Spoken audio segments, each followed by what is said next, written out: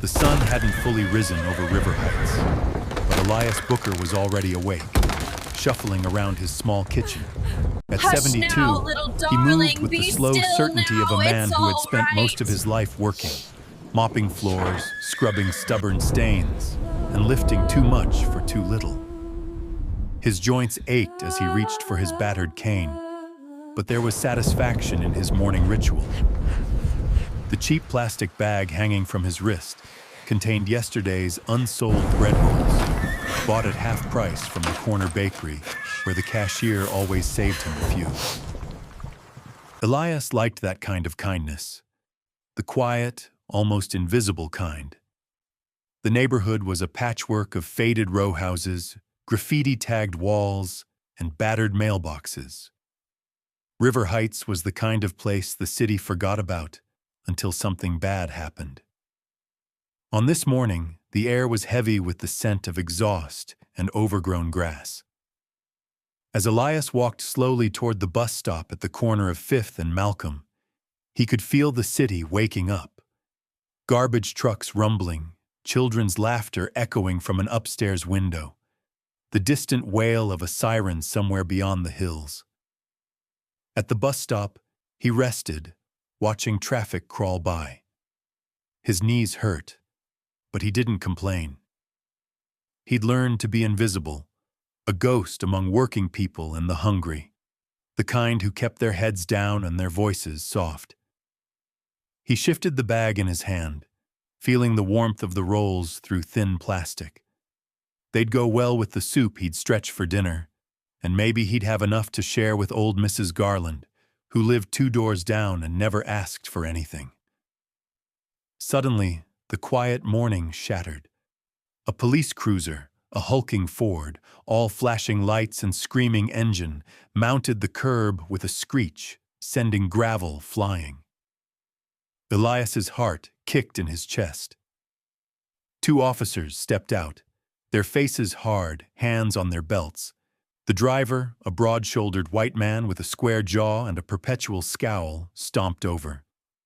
Elias recognized him, though he wished he didn't. Officer Travis Locke, infamous in the neighborhood for his swagger. The way he called himself, the street cleaner. His partner, a Latina woman with sharp eyes, hung back, scanning the small crowd that had started to gather. Elias felt the air tighten. He straightened as much as he could, cane steady, but there was no mistaking the threat in Locke's stride. Without warning, Locke barked an order, voice echoing down the block. Elias tried to respond, tried to explain that he was just waiting for the bus, but Locke's hand shot out, grabbing the bag of bread and wrenching it from his grip. The rolls tumbled out, crushed under Locke's boot as he sneered. The humiliation was sharp, but Elias kept his eyes low. Then, with a force that shocked even the onlookers, Locke shoved Elias backward. The old man's cane clattered to the sidewalk. Panic flared in his chest. Locke stepped closer, words spilling out, angry and ugly. Elias caught fragments. Attitude, loitering, trouble. The officer's hands found Elias's collar, fingers digging in. Elias struggled for breath, his vision swimming as pressure tightened on his windpipe. A woman's voice, sharp, urgent, cut through the chaos. It was Locke's partner, Officer Deborah Quinn. She raised a hand, signaling to a teenager nearby, who had pulled out his phone and started filming. "You'd better put that away," she said, her tone both warning and threat. The teen hesitated, eyes darting between the phone screen and the growing commotion. Around them, other commuters edged back, some muttering, others watching in silent fear. No one dared intervene. The world blurred at the edges for Elias. He felt Locke's grip like a vice, saw flashes of his late wife's face, his daughter in uniform, the chalkboard where he used to teach the alphabet to wide-eyed children. He tried to raise his hands, to plead, but his strength was fading.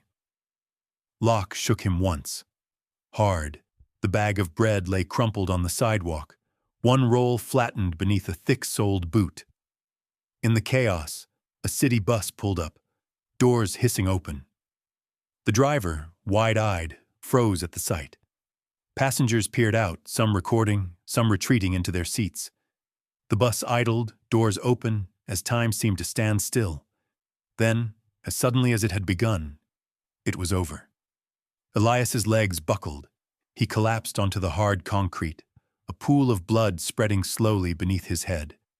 His vision tunneled to darkness, but he caught, in his final moments of consciousness, the sound of distant shouting, Quinn calling for backup, the teenager darting away with the precious evidence still recording. The city, for a moment, held its breath. Above him, the early morning sky turned gray, clouds scudding across the rooftops. Sirens echoed closer now, drawing the attention of neighbors peeking through curtains. Deborah Quinn stood guard, hand on her holster, barking at anyone who dared step too close. Travis Locke paced, breath heaving, his jaw set tight as he glared at the prone figure on the ground. An old man who'd done nothing but wait for the bus, in the wrong place, at the wrong time. The bakery's bread cart rolled past, the delivery man glancing at the scene with haunted eyes. Across the street, an old friend of Elias, Mr. Jenkins, stood frozen on his stoop, silent tears slipping down his cheeks as he realized the man lying on the pavement was the same one who had helped him fix his mailbox last week. And somewhere nearby, the city woke up a little more, angry, restless, waiting for someone to do something. But for Elias, there was only darkness and the memory of kind hands as he slipped into unconsciousness, his blood staining the city's cracked sidewalk. News in River Heights usually traveled by word of mouth, whispers over coffee and in church pews, but not that morning. This time, the truth didn't crawl, it exploded. The anonymous teenager who'd filmed everything at the bus stop barely paused to catch his breath. He sprinted 2 blocks, dodging questions from worried neighbors, and ducked into the stairwell of his apartment building. Heart-hammering, he uploaded the 17-second video to social media, his hands trembling as he typed a caption, "This is my neighborhood. This is real. Say his name." At first, the video felt like just another cry into the endless void of the internet, one among thousands. But it was the kind of footage that forced people to look twice. It showed Elias Booker, the old man who smiled at kids and fed the stray cats, gasping for air as Travis Locke's hands closed around his throat. It caught the moment his cane fell, the bread crushed under boot, the brief horror and then silence as Elias crumpled to the ground. Quinn's face flashed across the screen for a split second, her hand raised not to protect, but to threaten, warning the boy with the phone to put it away. There was no sound, but the desperate rasping and a sharp cry as Elias went down. It was raw, unpolished, and unmistakably real. Within the first hour, the clip had racked up thousands of views. By noon, it was everywhere, shared by students in California, activists in Chicago, a church group in Georgia. Hashtags exploded. Wanan justice for Elias, Kawanan River Heights, Wanan say his name. People who'd never set foot in River Heights argued about what the video showed, their comments stacking up by the hundreds of thousands. Some saw nothing but another incident to scroll past. But many saw their own fathers, their own neighbors, in Elias Booker's battered frame, and something in them snapped.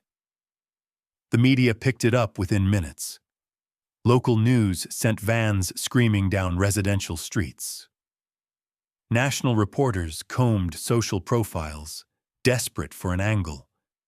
The city's mayor, caught off guard in a radio interview, stumbled through a statement about the need for calm, even as her aides scrambled for more information. The police department released a bland press release, but the wording was almost instantly dissected and mocked online.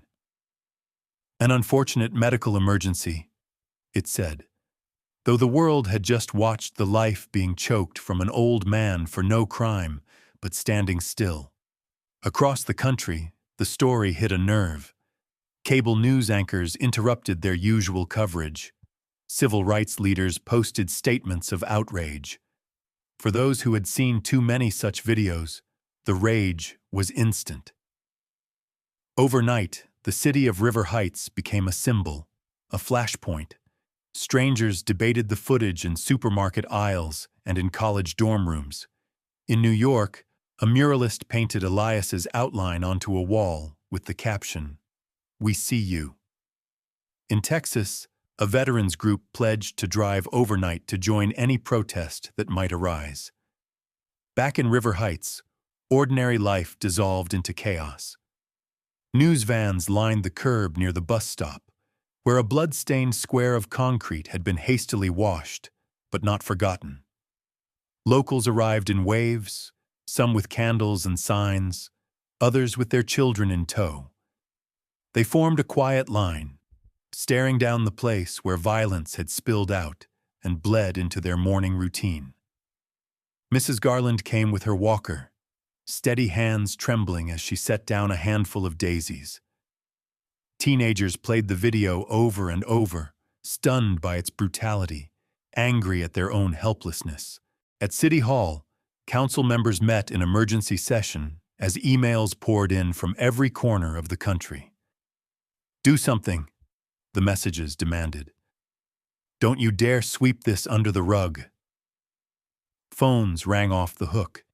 In coffee shops and barber shops, conversations grew heated. Some worried that the outrage would turn to violence. Others insisted that it was past time for the city to face its demons. Police headquarters locked its doors by mid-afternoon. Officers avoided the main entrance, slipping out through side exits, their faces tight with worry. At the precinct, Travis Locke sat stone-faced in a back office, his uniform jacket rumpled, hands clenched. He claimed self-defense, the same words he'd used before, but this time nobody was rushing to back him up. Quinn, his partner, avoided eye contact, her nerves showing in the way she chewed her lip raw. For Elias, the world was distant and unreachable, a place filled with muffled noises and shifting light. He lay in a hospital bed, unconscious, his body hooked to monitors that beeped steadily. Nurses whispered about the video as they passed his room. A young nurse, Riley Chen, lingered a moment longer, watching the rise and fall of his chest, her thoughts heavy. It didn't matter that the world was watching now. Inside those sterile white walls, there was only the battle to keep him breathing. But for River Heights, and for countless others across the nation, the moment was seared into memory. Crowds began to gather outside police stations and city halls. They carried signs, candles, folding chairs. Old men and young children, mothers and veterans, marched in silence or shouted for justice, depending on the block. Some read aloud the names of those lost to violence and indifference, each syllable hanging heavy in the hot afternoon air. On social media, artists drew portraits of Elias, their work spreading hope and anger in equal measure. Activists organized live streams, demanding accountability, begging for witnesses to step forward. Civil rights lawyers in other cities reached out, volunteering to help. By evening, national politicians weighed in, some to offer condolences, others to demand action. The president's press secretary was asked about Elias Booker. She promised a thorough investigation, the words as thin as paper. Night fell, but the city didn't sleep. Helicopters circled overhead, their searchlights painting the rooftops with nervous, darting beams. In every household, the 17-second video replayed on loop, on phones, on TVs, on digital billboards. It was no longer possible to ignore what had happened. The world was watching, and the world was waiting for someone to answer for the violence at the bus stop. And so, River Heights became more than a dot on a map. It became a symbol of all the pain and anger simmering just beneath the surface of America. A city awake and alive with the electric charge of people refusing, at last, to look away. Inside the bright, sterile corridors of St. Mary's Hospital, the noise and heat of River Heights faded to a distant murmur. Sirens wailed outside, then stilled as a team of paramedics wheeled Elias Booker through the automatic doors, his body limp on the gurney, his face pale and streaked with blood. The nurses moved quickly, a well-drilled ballet of urgent motion. The charge nurse, Riley Chen, young but sharp and confident, called out instructions as they brought Elias into Trauma 2. Dr. Samuel Hayes, the head of emergency, entered with a determined stride. His coat was wrinkled, his expression weary but alert. He'd been on for 20 hours already, yet the adrenaline that came with the red trauma code wiped away any trace of fatigue. He glanced at the monitor as the nurse reported Elias's vitals. Blood pressure dropping, heart rate irregular, sluggish pupil response. Hayes bent low, voice gentle. "Mr. Booker, can you hear me?" But Elias's eyes flickered only once before closing again. "Get a CT, stat," Hayes ordered. 2 units O negative, prep for possible surgery." His tone was clipped, commanding. Staff moved quickly. IV lines, chest leads, oxygen mask, all standard procedures, yet beneath it all, the air was tight with something else. There was a strange hush among the staff. Whispers traded over the patient's age and injuries, and the way the police lingered just outside the door, their radio static and unwelcome undertone. In the trauma bay, the machines beeped, each sound marking the seconds of a battle against time. The team cut away Elias's shirt, revealing a map of old scars and new bruises. Hayes noted the marks on the throat, the purple-black swelling along the left temple. The CT scan confirmed what he suspected: a severe traumatic brain injury, possible subdural hematoma, and deep tissue swelling near the trachea. Hayes cursed under his breath. Elderly patients were fragile. One wrong move, one complication, and their lives slipped away like sand through fingers. While the trauma team worked, Nurse Chen stood at the bedside, watching Elias's chest rise and fall. She had seen violence before: gunshot wounds, stabbings, too many bodies battered by the city's rough edges. But something about this case felt different, heavier. Maybe it was the old man's age, the helplessness of it, or the way he'd arrived without family, just a bloodied wallet and a torn grocery bag with his name printed in faded black marker. In the hallway, a pair of detectives lingered, talking in low voices. The hospital's head of security checked IDs, locking down the floor with a firmness that drew nervous glances from the nurses. Down in the records room, an admin technician keyed in the patient's name: Elias Booker, age 72. As soon as she pressed enter, the system lagged. The cursor spun for a heartbeat longer than usual. Then the screen flashed with an unusual red warning: classified federal alert. Within minutes, a secure line rang at the hospital's administrative desk. The caller identified himself as Federal Liaison. He spoke crisply, each word weighted with the gravity of official business. This patient's records are to be immediately encrypted and restricted. No information is to be released. Federal personnel will arrive within the hour. There was no explanation, no hint at why an elderly victim of a police assault would trigger such a response. Only the implied threat in his clipped, emotionless tone. Dr. Hayes was called aside by the hospital director, who whispered about the federal request, her eyes wide. "What the hell is going on?" Hayes asked quietly. "He's just a retired janitor."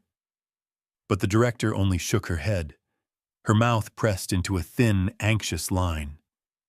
Back in Trauma 2, as the news filtered down, Nurse Chen glanced at Elias's chart again, searching for a clue. The last entry listed a next of kin, Aurora Booker. The name caught her attention, something about it familiar. She remembered a news segment not long ago about a high-ranking military officer with the same last name. She shrugged it off. Coincidence, perhaps. But the uneasy feeling in her stomach grew. Outside the hospital, the protest had already begun to spill into the streets. Helicopters hovered overhead. Reporters pressed against the entrance, demanding updates. But inside, the halls of St. Mary's were locked down, whispers running up and down the floors. Every phone call was monitored, every chart password protected. In the staff lounge, a group of residents huddled over their phones, rewatching the viral video. One of them, a former ROTC cadet, scrolled through the internet and blanched as he found an image of General Aurora Booker, commander of a secretive federal task force, a 4-star officer with a reputation for relentless discipline. The implications rippled through the hospital staff.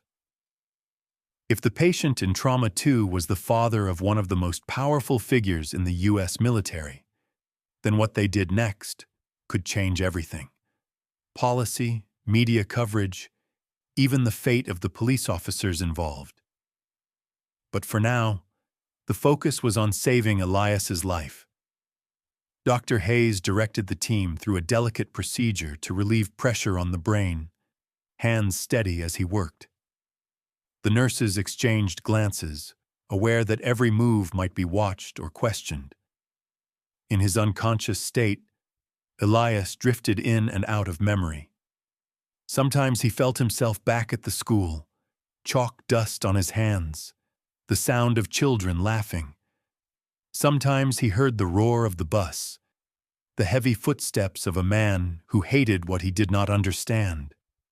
In the far reaches of his mind, a single voice echoed, "Don't let go.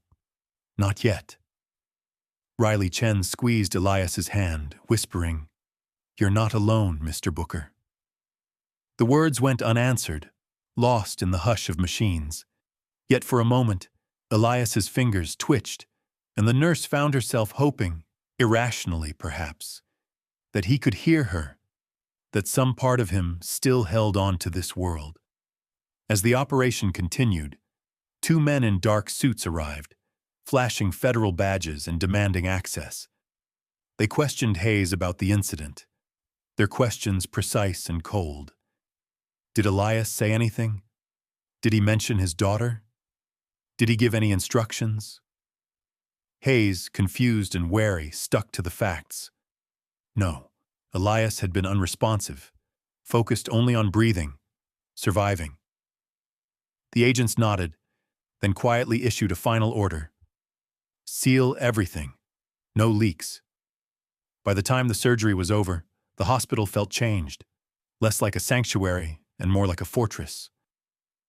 The old man who'd spent his life mopping up the city's messes now lay at the center of a storm no one yet understood, his presence alone enough to trigger alarms far beyond River Heights. Outside, the city was boiling, but inside those white walls, every breath Elias took was a small act of resistance, a reminder that even in the face of power and secrecy, life stubbornly held on. In Washington, D.C., the world spun to a different rhythm, faster, sharper, relentless. Deep within the Pentagon's reinforced walls, General Aurora Booker sat at the head of a long, polished conference table. She wore her crisp dress uniform, her silver stars glinting in the stark light, her face as composed as marble. She was the only woman in the room, and the only person of color, but Aurora was used to standing alone. For years, her reputation had been built on iron discipline and a code that never bent. Not for politics, not for comfort, not even for family. The morning's meeting was already behind schedule. Dozens of screens blinked with data about troop deployments, cyber threats, and strategic assets in the Pacific. Aurora's mind absorbed it all, her notes precise and sparse. Her aides murmured updates about drone sightings and satellite relays, but nothing rattled her. Not yet. Then, in the middle of a heated discussion about new security protocols, one of the digital displays flickered. A red banner appeared, subtle but unmistakable to those trained to notice. The words, "Parent down," flashed across her secure tablet, followed by a string of numbers she alone understood. For a second, no one in the room seemed to realize anything was amiss. The generals and analysts continued, their voices a blur of acronyms and forecasts. Aurora's hand stilled on her stylus. She did not flinch, nor did her face betray the spike of cold panic that struck her heart. She simply closed her folder, rose smoothly, and excused herself with a calmness that brooked no objection. "Continue without me," she said, her voice cool and unyielding. The corridors outside the conference room were thick with military personnel and the nervous buzz of morning activity. Aurora walked swiftly, her stride purposeful. She tapped a coded sequence into her encrypted phone, and within seconds, an aide with anxious eyes appeared at her side. "Get my transport ready," she said. The aide did not ask questions. In Aurora's world, hesitation was weakness. Down in the Pentagon's underground garage, a UH-60 Black Hawk helicopter awaited her arrival.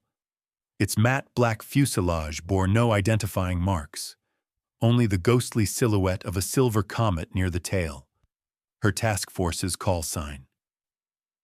The crew saluted wordlessly as she boarded. The city's sprawl was a blur beneath the whirring blades as they lifted off, banking west toward River Heights. From the air, DC was all geometry and power, but Aurora's mind was somewhere else, chasing fractured memories and gnawing worry. She stared out the window, her eyes following the rivers and highways snaking below.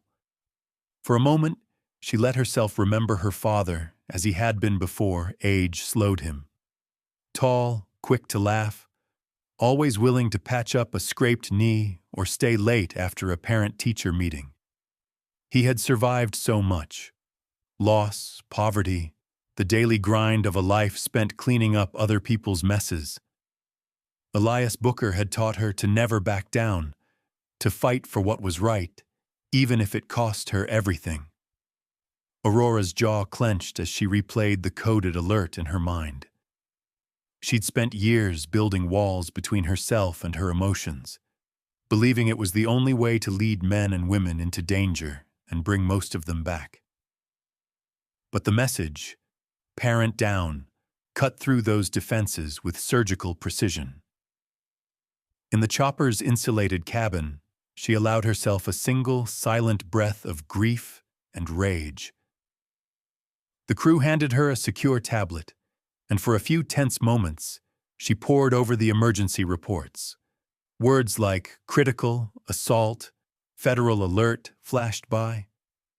There were references to local law enforcement, encrypted calls from St. Mary's Hospital, and a chilling note about a video spreading across the country. She read the summary with the flat affect of someone used to tragedy, but inside her head, every syllable was a knife.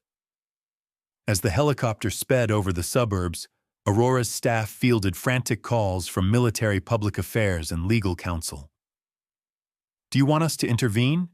an aide texted. Aurora responded with a single word: "No." She knew all too well what it would look like if a four-star general used her power to shield a family member. That was not the legacy her father would want, and it was not a scandal the military could afford. Yet she also knew her presence alone would send shockwaves. If the media caught wind that the commander of the Silver Comet Task Force had dropped everything for a personal emergency, speculation would follow. That didn't matter. She owed her father the truth, the dignity of being seen, not as a problem, not as a hashtag, but as a man who deserved respect. As the chopper neared River Heights, the pilot banked low. Below, Aurora could see the city roiling, news vans, police cruisers, crowds forming near the hospital and city hall. The street where her father fell was cordoned off, a patchwork of tape and flashing lights. The news feed on her tablet was relentless. Headlines screamed about police brutality, age, and race. She saw her father's face on every channel, surrounded by phrases like community outrage and national reckoning. Her aide offered her a chance to contact the mayor, but Aurora shook her head.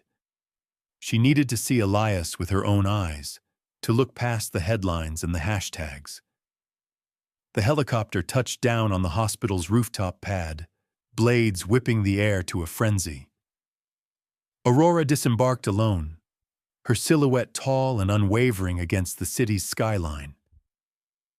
Inside St. Mary's, the staff scrambled as she entered, heads turning, whispers rippling through the hallways. Security unlocked the trauma ward. For a moment, Aurora paused outside her father's room, gathering herself. She pressed her palm against the cool glass, watching the rise and fall of his chest, the machinery that kept him tethered to life. The hard, unstoppable general let herself become a daughter, even for just a moment. Doctors briefed her in hushed tones. The prognosis was grim. She listened without interrupting, her expression unreadable, absorbing every detail, every uncertainty. She didn't cry. She didn't allow herself anger, not yet. Her father was still here, and so was she. By evening, Aurora remained at the window, unmoving, as the city below braced for a storm she could feel building in her bones. Duty and love warred within her, but she knew that when she finally stepped away from that glass, the world would shift, because Aurora Booker never ran from a fight, and now the battle was personal. Night fell hard over River Heights, but the city refused to sleep. The air was thick with the rumble of news vans, protest chants drifting up from City Hall, and the ever-present hum of social media notifications. At the heart of the chaos, in a cramped second-floor apartment, journalist Marcus Reynolds sat hunched over his laptop, lit only by the blue-white glow of his screen. His coffee was cold, his eyes gritty with exhaustion, but his mind was sharper than ever. He'd seen the viral video 100 times.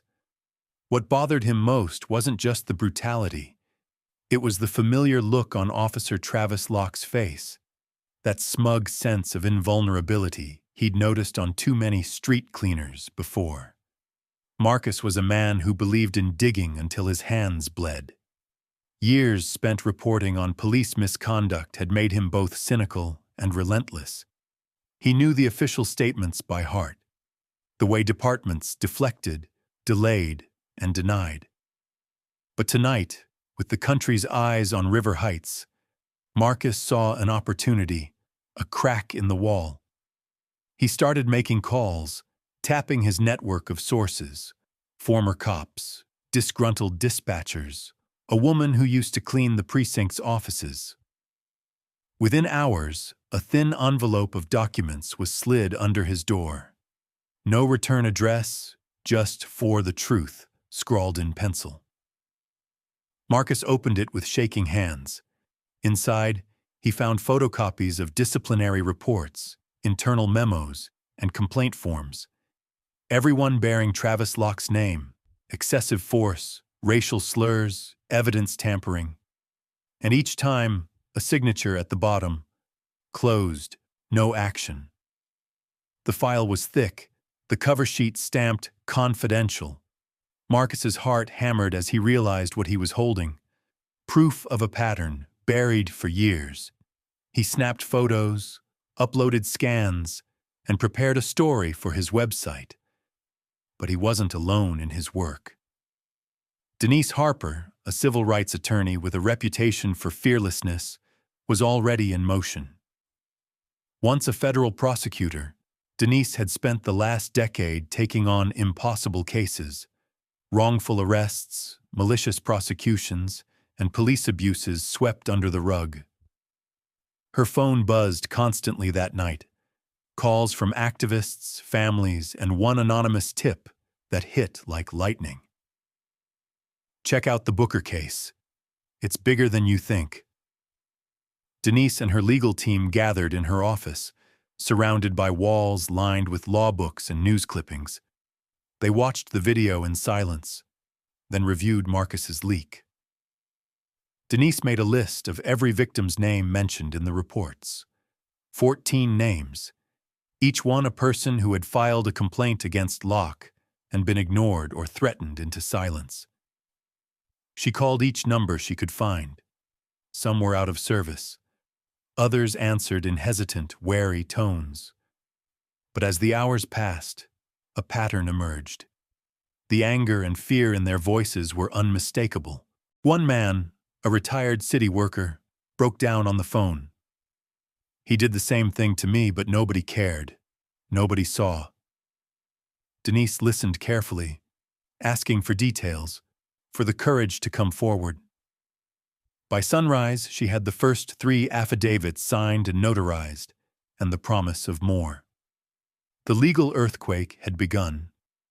At police headquarters, the mood was tense and defensive. The chief of police, aware that the city was about to become a national scandal, ordered an emergency review.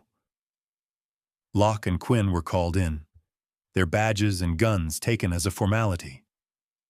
Administrative leave, they were told. But the news spread fast. 14 complaints in one night, with more rumored. Officers glanced nervously at each other in the hallways, wondering who would be next and which secrets might come to light. The mayor called a press conference at dawn, her eyes ringed with exhaustion. She promised transparency and a full investigation, but the crowd outside City Hall roared back with chants of "Justice for Elias" and "No more cover-ups." Protesters waved signs with Elias's face and the names of Locke's other alleged victims. They demanded more than words. They wanted action. Denise Harper moved quickly.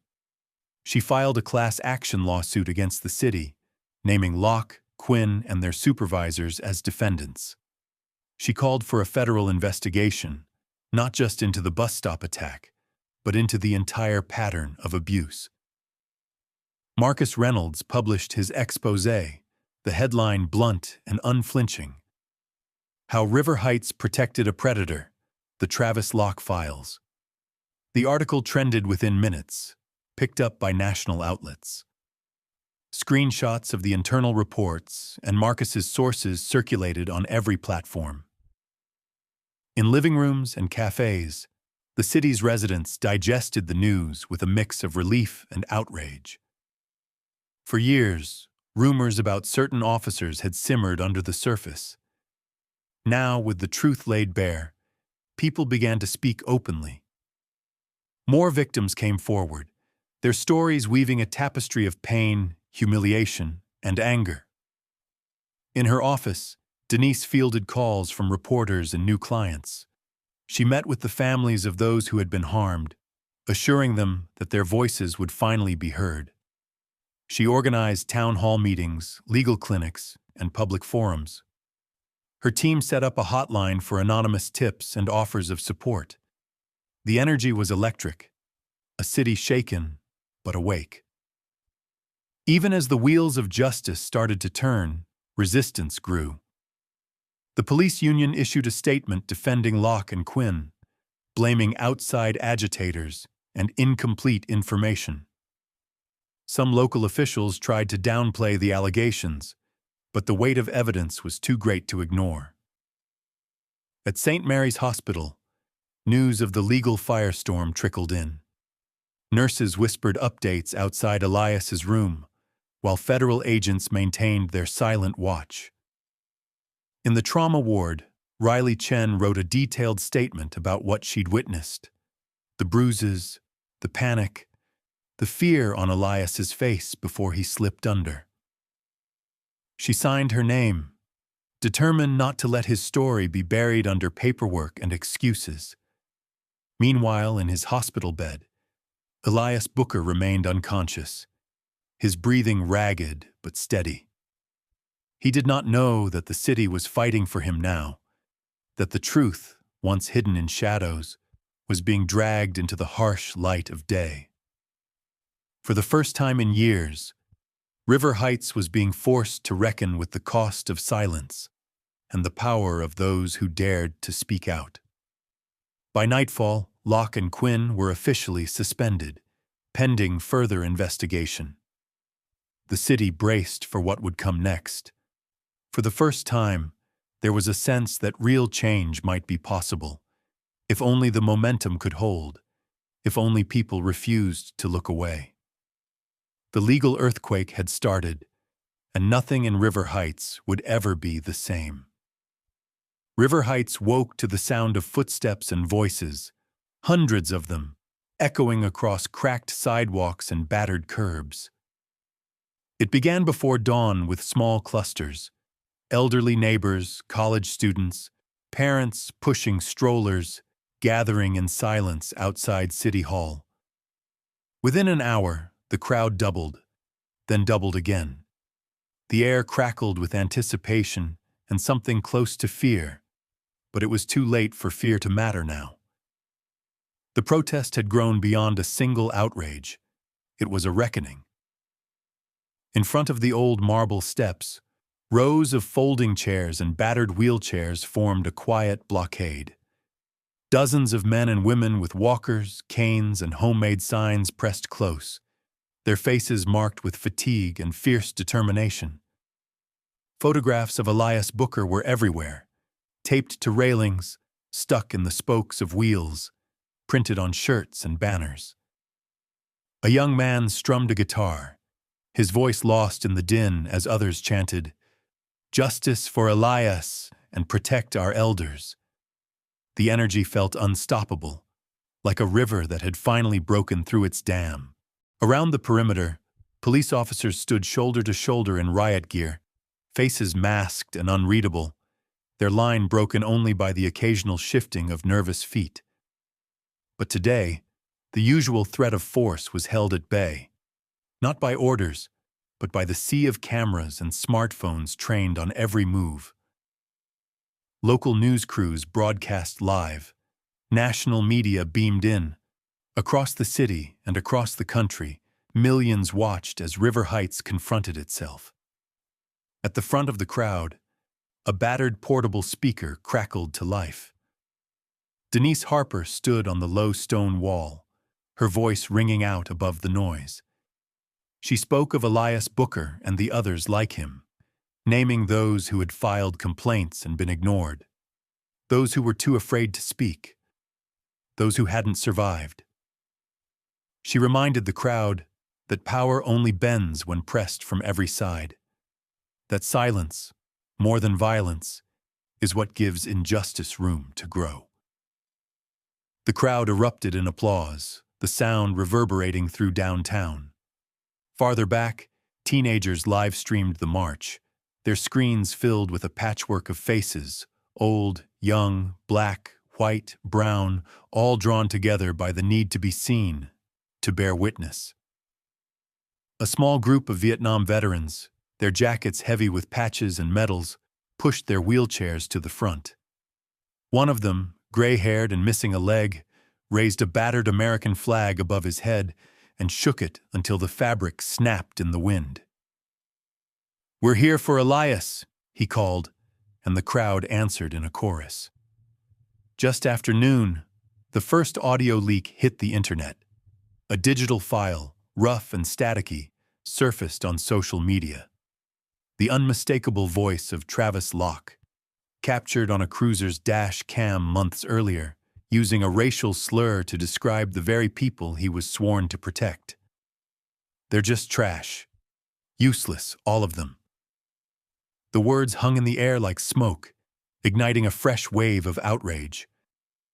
Within minutes, Lock Tapes was trending nationwide.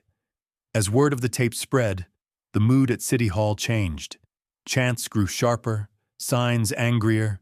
The hope for accountability shot through with fresh urgency. Mothers pressed their children close, some in tears, others with jaws set in grim lines. Old men who had survived another era of struggle leaned on their canes, their eyes flashing with something both familiar and new. Inside the city government's offices, panic bloomed. Officials scrambled, desperate for statements that would calm the crowd. The mayor tried to negotiate with organizers, but was rebuffed. "Show us action, not words." The police chief huddled with legal counsel, wary of saying anything that might cost him his job. Officers on the front line, many younger and untested, found themselves caught between duty and doubt, their radios full of nervous chatter. But the protest, for all its heat, never turned violent. Not with the whole world watching. Elderly men in wheelchairs blocked the main entrance, refusing to budge. Teens linked arms, standing between the crowd and the officers, chanting, "No more silence!" Again and again, someone called out, "Record everything," and everyone did. For once, power couldn't hide in the shadows. Elsewhere in the city, smaller demonstrations sprouted up. Outside St. Mary's Hospital, nurses and doctors formed a silent line, holding candles for Elias and every patient failed by the system. At the high school, students staged a walkout, sitting in the rain on the football field until their principal relented and joined them. Churches held prayer vigils. Local businesses hung banners in their windows. Even the Stoic bakery where Elias bought his rolls set out free bread and coffee, the owner watching the marchers with a mixture of sorrow and pride.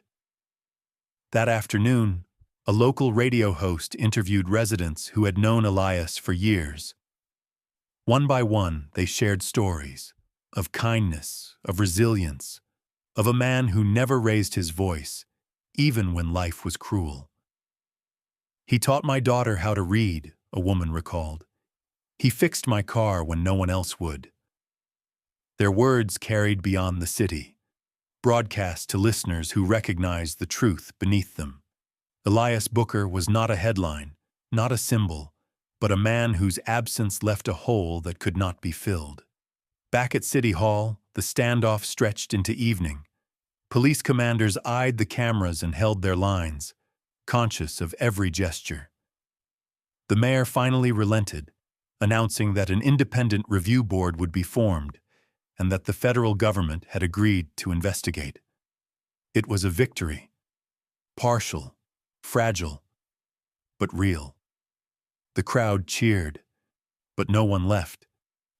They had learned too much about how quickly promises could be broken. As dusk settled, Denise Harper led a candlelight vigil on the City Hall steps. Hundreds stood together, holding their lights aloft, their faces glowing in the gathering dark. In the hush, a single voice began to sing, "We shall overcome." One by one, others joined in, until the song rolled out across River Heights, a hymn of hope and stubborn faith. There was no guarantee that justice would come, but for the first time, no one stood alone. The protest would not end that night, or even the next. Its power was not in the volume of its voices, but in the persistence of its presence. A reminder, unblinking, that River Heights would not be allowed to forget. And somewhere, in the hush of the hospital, Elias Booker lay between worlds, unaware that his struggle had given birth to a movement too big to silence. The courthouse was built of old stone, perched on the corner of Main and Lincoln like a monument to another era. But that morning, It felt like the axis of the nation. People gathered before sunrise, crowding the steps and spilling onto the sidewalk, clutching thermoses and placards, wrapped in jackets against the chill. Journalists jostled for position, microphones ready. News vans ringed the block, their satellites angled skyward, broadcasting the scene to millions. The tension was alive, a living current. Every glance, every whisper, every breath carried the same question. Would this finally be the moment something changed? Inside, Denise Harper prepared her case.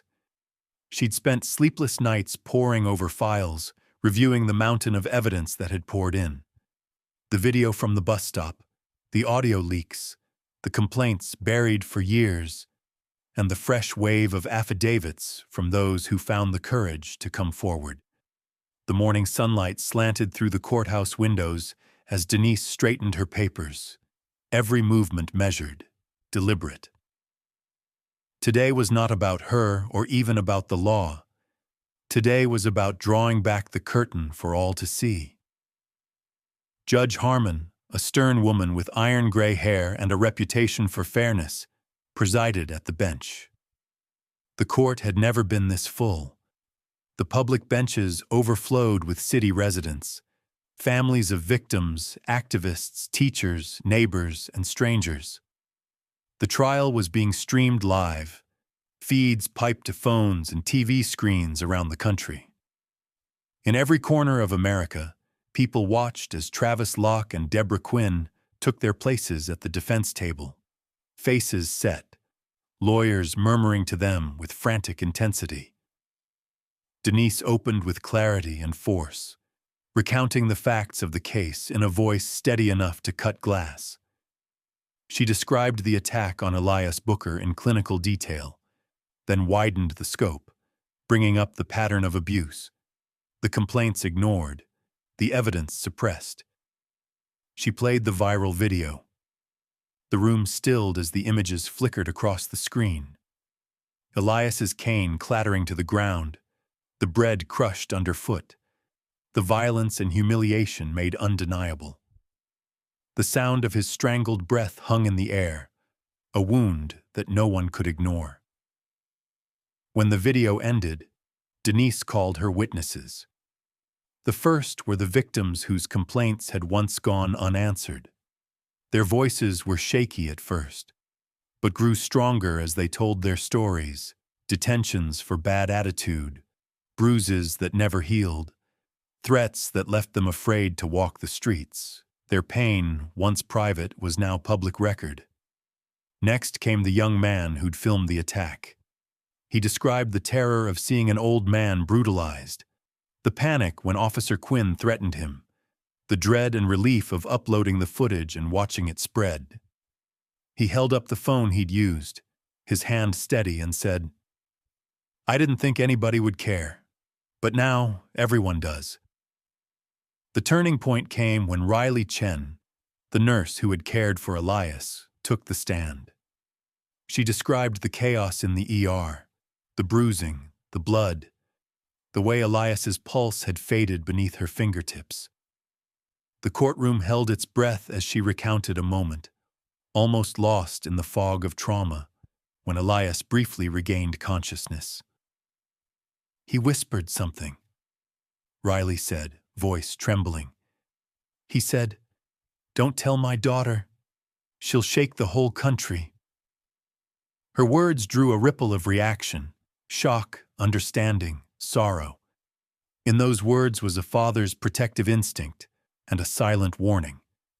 Elias Booker had lived quietly, but he'd raised a daughter who commanded armies, and even in pain, he'd feared the storm she could unleash.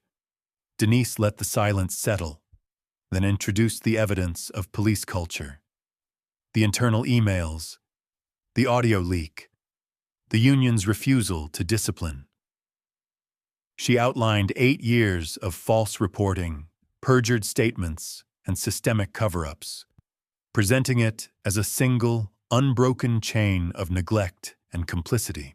For the defense, the arguments were tired and familiar. Locke's lawyer invoked stress, fear, the unpredictability of the streets. He painted Locke as a man pushed to the edge by years of hard service, his actions a tragic mistake. But the room bristled with disbelief. The facts were too clear, the pattern too obvious. Even some in law enforcement called to testify admitted their discomfort with Locke's record and the culture that protected him. Judge Harmon moved the trial briskly.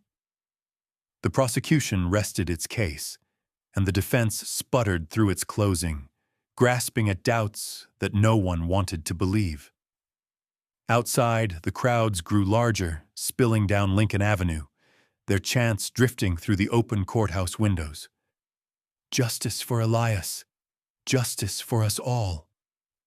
Cameras caught every moment, every tear, every clenched jaw, every instance when truth finally cut through silence. As the final witness stepped down, Judge Harmon called for a recess before closing arguments. The air in the courtroom was thick with history. The sense that this trial was about more than just two officers or even one city.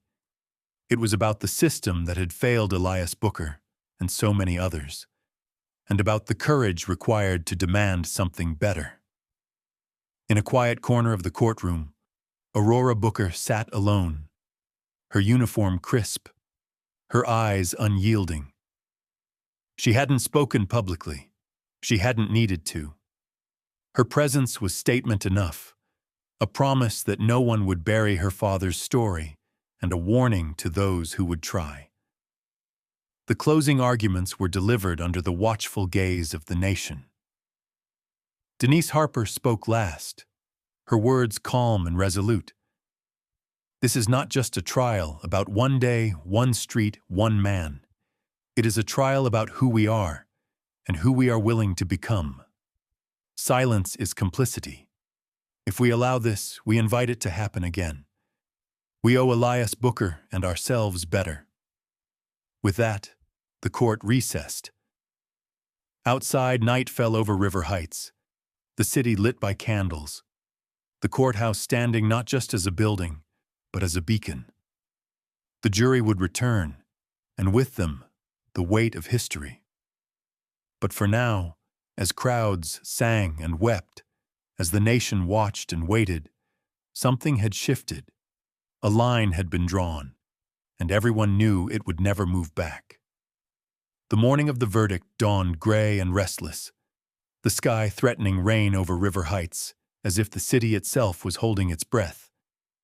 Crowds formed in the courthouse plaza before sunrise, filling the steps and spilling out into the street, umbrellas blooming like nervous flowers. TV cameras swept the crowd, their red lights glowing in the dim light, recording every tearful embrace, every whispered prayer. Reporters leaned in close, searching faces for the story that might define a generation. No one talked about the weather. Every conversation circled the same anxious hope and fear. Would justice, for once, actually come? Inside the courthouse, the tension pressed down like the humidity before a storm. In the hallways, city officials, activists, and off-duty nurses waited shoulder to shoulder. Denise Harper stood with her team, the exhaustion of months of legal war etched in the lines around her eyes. Her phone buzzed constantly, calls from other cities, messages from families of past victims, updates from lawyers watching in real time.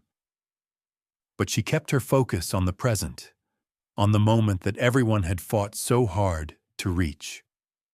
Judge Harmon called the courtroom to order, her voice low but carrying. The jury filed in, solemn and pale. Travis Locke sat between his attorneys, his jaw set, his eyes flicking from the jury box to the polished wood of the table before him. Deborah Quinn looked down at her hands, twisting a handkerchief, while their former supervisors, the men who had signed off on no action so many times, sat behind them, waiting for the verdict that would change all their lives. The foreperson stood and read the jury's decision. Guilty. The word echoed off the marble walls, a simple syllable heavy with the weight of every name, every bruise, every year of silence that had led to this point. On all counts of assault, battery, and abuse of power, Travis Locke was convicted. He barely flinched, but a flush crept up his neck. Deborah Quinn was found guilty as an accessory, her face collapsing into her hands. The sentences were swift and decisive. Locke, 22 years. Quinn, 12. But the repercussions went further than the defense table. The jury recommended charges against 3 of their supervisors for knowingly suppressing evidence and shielding officers from discipline. Their faces, gray, sweating, suddenly old, were caught by the cameras, their humiliation and dread shared instantly with the world. The message was clear. The city, at last, would hold not just foot soldiers, but the generals of indifference accountable. The courtroom erupted, not in violence or chaos, but in a rolling wave of cathartic relief. Some people sobbed openly, others hugged or simply stood in stunned silence, as if waiting for the verdict to be taken back. Out on the courthouse steps, cheers broke out. The crowd surged, hundreds of voices rising together, their relief and disbelief commingling. Candles were lit. Chants began again, not angry this time, but victorious. Justice for Elias! Justice for all! But the impact didn't stop at River Heights. Within hours, the Department of Justice released a statement. It would launch a nationwide review of police complaints involving citizens over 65, going back a full decade. Cities from coast to coast braced for audits. Governors and mayors held press conferences, promising reforms, offering apologies, trying to steer the tide of public fury. The story led every national newscast, every website, every kitchen table conversation. Elias Booker, once invisible, had become the catalyst for something that no one could contain. At City Hall, the mayor gave a live address. Her voice shook with emotion as she apologized, not just to Elias Booker's family, but to every person whose pain had been dismissed or denied. "We failed you," she said. "We let silence become policy. That ends today." Outside, the crowd listened in rare stillness. Some wept, others stood with arms folded, skeptical but watching. Promises had been made before, but something in the air had changed. This time, the eyes of the nation would not look away. On the streets, the protests turned to celebrations. Marchers who had once shouted in anger now sang and danced. Strangers hugged each other. Children ran beneath banners with Elias's face, their laughter mingling with music and car horns. Restaurants handed out free food. Churches rang their bells. In the hospital, nurses paused to watch the verdict on a TV wheeled into the break room. Riley Chen wiped her eyes with her sleeve and squeezed the hand of an elderly patient who asked, "Did they finally do right by him?" Riley nodded. Yes, they did. The domino effect grew. 3 officers in a nearby city were suspended within a day for similar misconduct. Lawmakers in the state capital drafted emergency legislation on police oversight. Civil rights attorneys from other states reached out to Denise Harper's office, eager to start their own investigations. For the first time in years, those who had suffered quietly began to speak up, emboldened by what they saw in River Heights. Support lines lit up. Lawyers, journalists, and activists worked around the clock, fielding new reports and compiling lists of old wrongs. Not everyone welcomed the change. The police union condemned the verdict, warning of low morale and rising crime. A handful of commentators on cable news tried to cast doubt, calling it a rush to judgment. but their voices were drowned out by the overwhelming surge of support for reform, by the ordinary people who filled the streets and city council meetings, refusing to accept the old excuses. Back in the courthouse, Denise Harper stood on the steps, surrounded by her team and the families of victims. The media crowded in, microphones extended. Denise's words were steady, her resolve clear. This is not the end. This is the beginning. Justice is not a one-time act. It's a practice. We must keep watching, keep demanding, keep standing together. At St. Mary's Hospital, Aurora Booker visited her father, her uniform replaced by simple clothes, her hair pulled back. She stood by his bed in silence, holding his hand. The machines beeped quietly. For a moment, Aurora let herself grieve for the years lost, for the man who had taught her everything she needed to fight, for a world that had forced him to be braver than any general.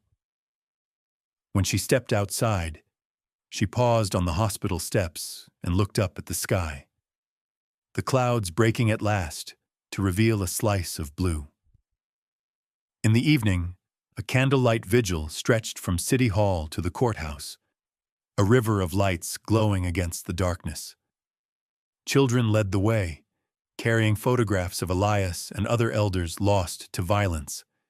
The crowd sang, not as protest, but as promise. We remember, we will not be silent. And across the nation, from city to city, the movement that began at a lonely bus stop spread.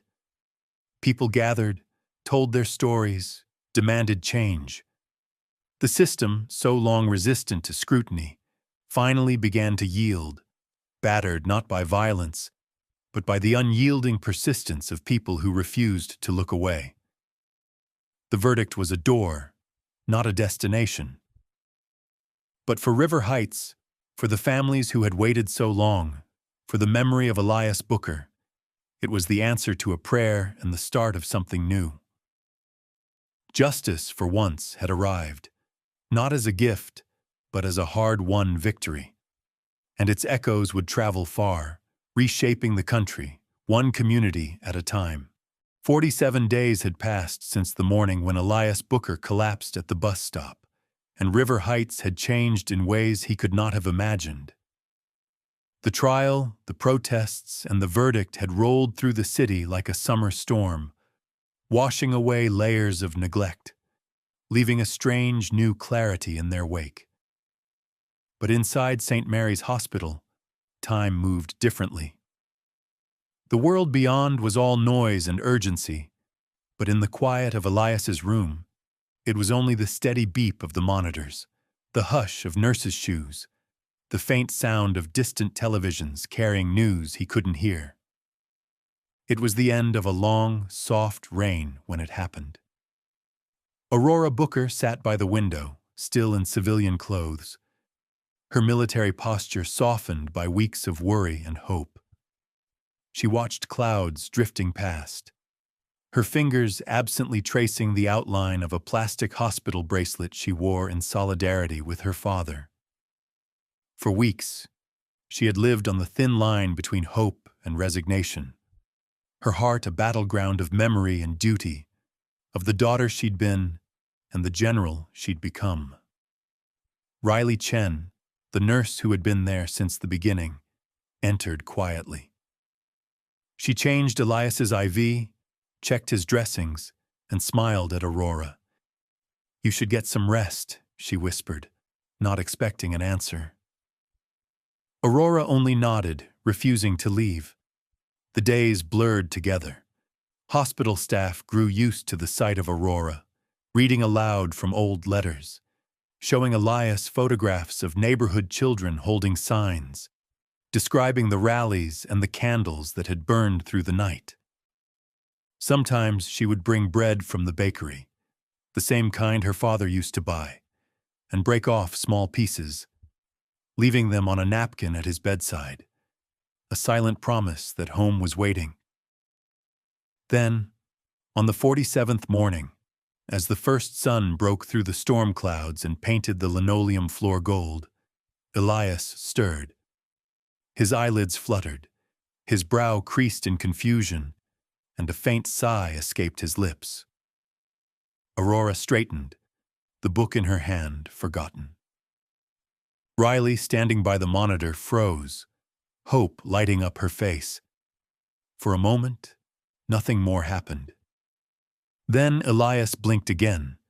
His gaze traveled uncertainly across the room, settling on the silhouette of his daughter. The machines continued their steady song, but suddenly the air was charged with possibility. Aurora moved to the side of the bed, her hand trembling as she took his. "Dad," she whispered, barely daring to hope. "It's me. I'm here." Elias's lips moved. At first, no sound. Then a faint, rasping whisper.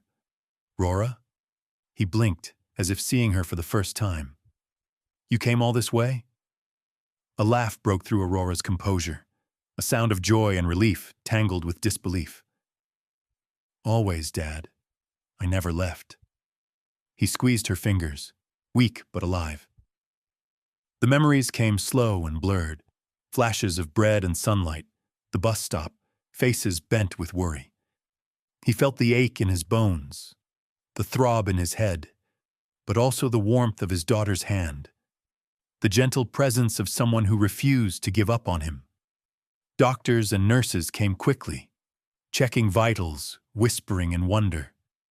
The news spread through the hospital in moments. Elias Booker was awake.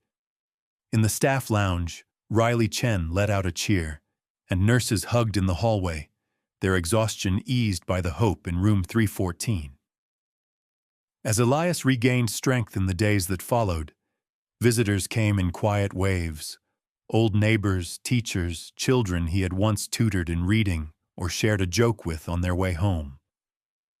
The mayor arrived, her words formal but her voice choked with emotion as she apologized for the city's failure. "We let you down, Mr. Booker," she said softly. "We let a lot of people down." Elias smiled and thanked her, his humility undimmed.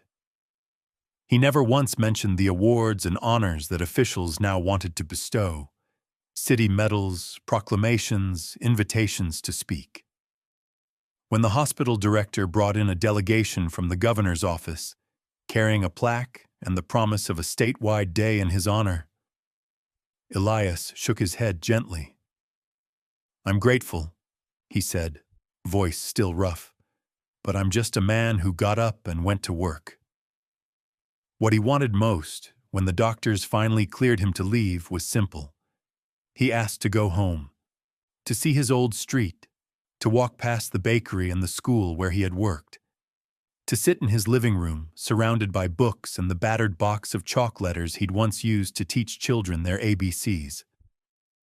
Aurora respected his wishes, handling the discharge with the precision of a military operation. She declined the limousine offered by the city, instead pushing her father's wheelchair herself through the hospital doors and into the bright sunlight. The walk home was slow. Neighbors stepped onto porches and sidewalks, some waving, others calling out encouragement or simply nodding in respect. Aurora moved steadily, one hand on the chair, the other clutching her father's bag. Inside, the old wooden pointer he had used in classrooms for decades, and the board he cherished most. At home, the familiar scents of coffee and dust welcomed them. Elias lingered in the front hallway, running his fingers over framed photos of family, friends, former students. The city had changed, but inside these walls, everything was as he remembered. Aurora helped him settle in, then stood back as he took in the sight of his old chalkboard. Propped up against the far wall, a clean cloth folded neatly at its base. He nodded to Aurora, and she understood. She unhooked the board, set it upright, and handed him the chalk, white, sturdy, a tool of learning and hope. With trembling hands, Elias wrote out the alphabet, each letter deliberate, unwavering. The doorbell rang, and 3 children from the neighborhood peeked in, shy but excited. Aurora ushered them inside. Elias smiled and waved them closer, his voice steadier now. "Let's learn something today," he said, and the children gathered around, their faces bright with curiosity. For the first time since that awful morning, laughter filled the house. Aurora watched from the kitchen, tears streaming down her face, not of grief, but of fierce, grateful relief. She stepped outside for air and found half the block waiting, neighbors and friends and strangers alike, all there to witness Elias Booker's quiet return. That afternoon, as the sun dipped behind the row houses and painted River Heights gold, Aurora did something no one had ever seen her do. She reached up and unclipped the silver stars from her shoulders, letting them fall into her palm. She set them on the windowsill beside the board, the symbol of rank and power now surrendered, if only for a moment, to the greater power of love. Inside, Elias finished the alphabet, wiped the chalkboard clean, and started again. Aurora wheeled him onto the porch, and together they watched the city settle into twilight. A city changed by his suffering, awakened by his endurance, and in some small way, redeemed by the simple act of coming home. He didn't want to be anyone's hero. He only wanted to teach, to share what little he knew with anyone willing to listen. In the hush of that evening, as neighbors drifted away and the children laughed on the steps, Elias Booker showed River Heights that recovery was not just possible, but necessary, that even after pain, life could begin again, letter by letter, lesson by lesson, heart by heart. It was a week after Elias Booker's return home when River Heights began to settle into a new kind of rhythm, a city now famous for a story no one had ever wanted to tell. The headlines had faded from national news. The crowds of journalists thinned. The protest banners, once waving defiantly outside City Hall, had been taken down or folded away, saved as mementos by those who'd stood in the rain and the cold to demand justice. But what remained was something quieter, and perhaps more enduring, a reckoning that changed the way people looked at each other and at themselves. In the living room of his small house, Elias returned to what he loved most. He set up his battered chalkboard near the front window and invited children in after school, just as he'd done for years. The alphabet became his welcome sign. On the first afternoon, 3 kids knocked and asked if he would teach them to spell their names. By the end of the week, 10 showed up, and Aurora had to bring in folding chairs. Each day, he taught something simple, a new word, a short story, a memory about growing up in River Heights when sidewalks were safe and laughter was easy. The lessons weren't just about letters and numbers. They were about kindness, listening, and courage, about what it meant to belong to a place, to a community, to each other. Sometimes parents joined their children, sitting quietly in the corner, listening as Elias talked about the power of asking questions and the importance of paying attention. He never mentioned the bus stop, or the courthouse, or the endless days in the hospital. Those were scars, not lessons. Instead, he taught by example, showing what resilience looked like not through speeches, but through acts of patience, forgiveness, and a quiet refusal to let bitterness take root. Aurora came every day. She helped in small ways, cutting apples for snacks, fixing a leaky faucet, organizing the books. But most of the time, she simply watched, learning from her father all over again. One afternoon, after the children had left, she sat beside him on the porch. The sky was a deep blue, the kind that comes after rain, and the neighborhood felt softer, safer, more awake. "Dad," Aurora said quietly, "they offered you another medal today, for bravery." She placed a shiny envelope on the table, unopened. Elias shook his head, a small, knowing smile in his eyes. "Bravery isn't a medal, Rora. It's getting up every day and not giving in. It's standing up for what's right, even when your legs shake." She nodded. The lines of command and discipline softened in her face. She thought of all the years she'd spent keeping her feelings locked away, all the times she'd chosen silence in the name of duty.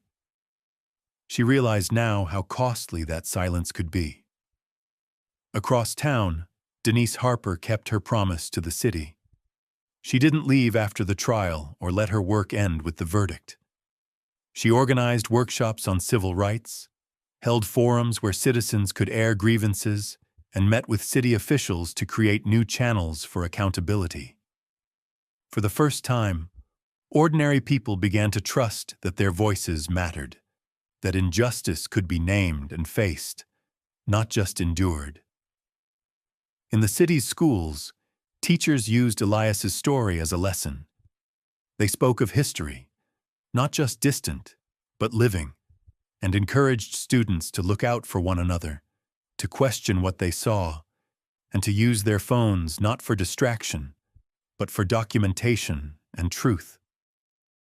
"Change happens when someone refuses to look away," one teacher said. "You are someone. Remember that." A mural appeared on the side of the old bakery. Painted by local artists, it showed Elias at his chalkboard, a line of children gathered before him, the words, "You don't need a badge to demand justice, just the courage not to turn away," scrawled above in looping white letters. The mural became a pilgrimage spot for those who had marched and wept and sung in the street. Some brought flowers, some left notes. All who passed by looked up and remembered what had begun with one act of violence and ended with a city's awakening. But the greatest change was not in the institutions or the policies. It was in the choices people made every day. The man who intervened when a neighbor was threatened. The woman who recorded a traffic stop just in case. The shopkeeper who opened early so elderly customers could buy bread without fear. It was in the simple but powerful act of refusing to be silent, of bearing witness for each other, of understanding that what happens to one happens to all. Elias saw it day by day as his strength returned. Sometimes old friends visited and talked about the past, about times when it had seemed safer not to get involved, easier to mind your own business. Elias only listened, never judging, but his presence made them braver. In quiet conversations, they admitted the guilt of having looked away, the regret of silence. He answered each with a steady warmth. "We can all do better tomorrow. That's what matters." As summer bled into fall, the city continued to heal. There were setbacks, always are. Not every promise was kept. But now, when someone raised their voice or asked for help, more often than not, someone answered. People checked on their neighbors. Kids played late in the street. In the evenings, the faint sound of laughter and the creak of Elias's rocking chair drifted out over the block. On the anniversary of the trial, the city hosted a gathering on the courthouse lawn. It wasn't a parade, just a coming together, faces familiar and new, hands joined in silent solidarity. The mayor read a proclamation. Denise Harper spoke about vigilance and hope. Aurora took the stage, her voice strong and sure, and shared what she had learned from her father. Leadership isn't about rank or medals. It's about showing up, even when it hurts. It's about being the one who says, "No more." Then, at the end, Elias, older, thinner, but steady as ever, stood at the chalkboard set up for the occasion. He wrote in careful, looping print, "If you are afraid to speak out today, tomorrow you may be the next victim." He paused, then underlined the last word. The crowd watched in silence as he wiped the board clean, then wrote another message. "Community means we do not look away." And with that, he turned to face them, nodding gently, a man who had lived enough to know the weight of both silence and courage. As the crowd dispersed and the lights faded, Elias returned home with Aurora.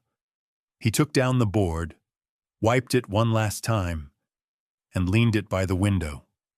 He looked out at River Heights, no longer invisible, no longer silent. He had no medals on his chest, but he had the gratitude of a city and the knowledge that his pain had become a lesson that others would not forget. The world did not change overnight, and new struggles would come. But in River Heights, and in every place where someone remembered the story of Elias Booker, the truth lingered. You don't need a uniform or a title to demand justice.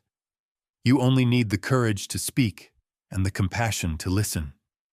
If you turn away from injustice today, you may find yourself alone tomorrow. If you stand together, you can change everything.